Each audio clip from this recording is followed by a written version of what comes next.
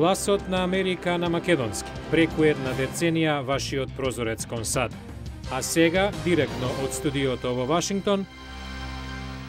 Добро вечер. Го гледате ТВ журналот Newsflash на Гласот на Америка на македонски јазик. Јас сум Лилица Китановска. Топ вест денеска со која ја започнуваме емисијата е нападот на седиштето на коалиционите сили во Кабул, Афганистан и на Американската амбасада од страна на талибански бунтовници. Еве ги деталите.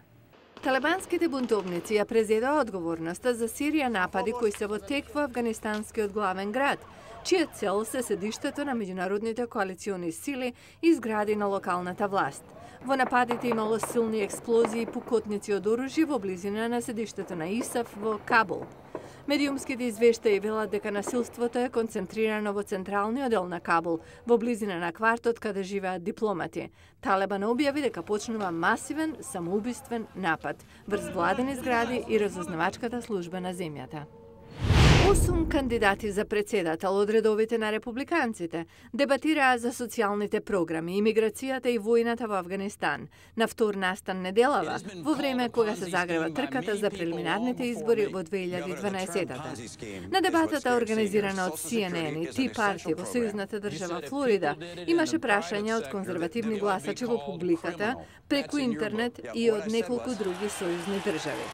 Фаворитите Рик Пери и Мит Ромни се судрија околу системот за социјално осигурување.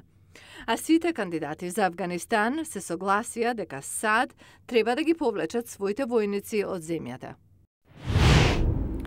И додека се уште е свежо сеќавањето за жртвите на терористичките напади од 11 септември 2001, особено со одбележувањето на 10-та годишнина, денеска ќе се задржиме на здравието на оние кои тогаш први дојдоа на местото да пружат помош. Еве што најдоа последните истражувања.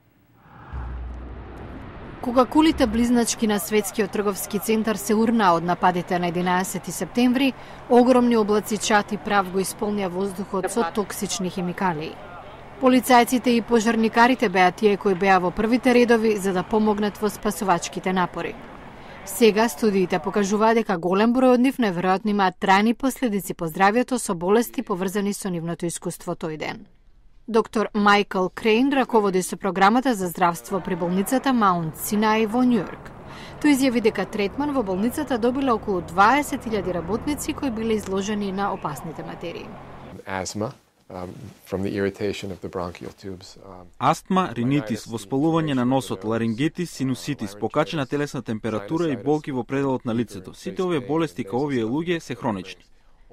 Кен Џорџ е еден од овие работници. Со своите колеги минал 700 часови во прашина и урнатини. Секојдневно за да се справам со болките и последиците од болките морав да земам по 33 различни лекови. На 47 години имам бели дробови на 80 годишен човек кој долги години бил пушач. Многумина ми велат треба да заборави што се случило на 11 септември, но како кога секое утро треба да ги земам лековите и со себе да носам резервоар за кислород. Лекарите од болницата Маунт Синај потенцираат и дека многумина од пријавените пациенти страдаат и од посттравматски стрес, депресија и големо ниво на анксиозност. Друга студија пак изложеноста на токсините ја поврзува со појава на ракот. Ова е доктор Дейвид Презант. Our findings show that there is an increased cancer risk. Според нашите истражувања, постои зголемен број на заболени од рак меѓу припадниците на спасувачките екипи по нападите на 11 септември. Регистриравме зголемување на овој број до 19%. Студијата за појава на рак траела само 7 години, што се смета за краток период со оглед на фактот што за ракот да се развие вообичаено се потребни до 20 години. Експертите додаваат дека очекуваат во годините што следат да се пријавуваат дополнителни лица кои биле изложени на токсични материи со здравствени проблеми.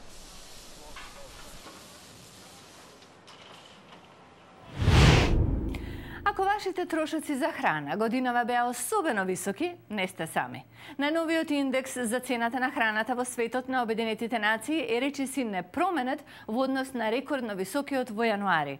Иако има различни причини за високите цени од регион во регион, има и заеднички нишки. А токму тоа е причината, вели следниот прилог, што ќе ви го покажеме, цените на храната да останат високи. Цената на месото се покачи на овој пазар во Хонг Конг. Истата приказна насекаде, луѓето плаќаат повеќе за храна. Во јули индексот за цената на храната на Обединетите нации почна да се качува. Во јануари достигна рекорд. Денешниот скок доаѓа само 3 години по претходниот рекорд во 2008-та. Воопшто не сум изненаден. Факторите што ги туркаат цените нагоре остануваат исти. Шенген Фан раководи со Меѓународниот институт за истражување на политиката на храна. Тој вели дека главна причина е што се одгледува храна за производство на гориво. За само неколку години производството на етанол од шеќерна репка е многократно зголемено во САД и во Бразил. Во Европа од сончогледот се прави биолошко гориво. Тоа се вредни замени за сирова нафта, што исто така стана многу скапа последниве години.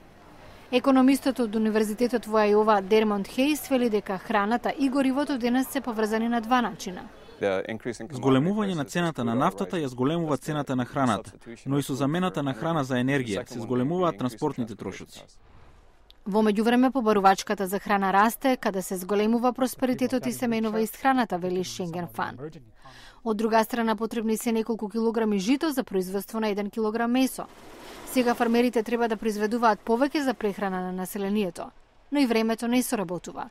Русија и Украина го намалија извозот на жито заради сушата што ја намали жетвата. Цените почна да растат во јули. Источна Европа не е во толкова криза, но САД се, вели Хајнс. Сепак, во високите цени, тој гледа и нешто добро. Тоа ќе ги мотивира фармерите повеќе да се ориентираат на производството, но и тука останува прашањето дали климатските промени ќе бидат на нивна страна. Како да се спаси една од најстарите институции во САД, поштата, и дали воопшто треба да се спасува? Многумина имаат дилеми.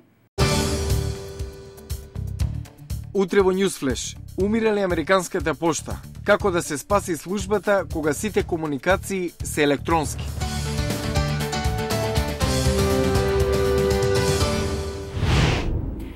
Гледавте Newsflash на Гласот на Америка на македонски јазик. Јас сум Лилица Китановска од студиото во Вашингтон. И тоа е се за денеска. Следете на интернет адресата е glasnaamerika.com. До гледање.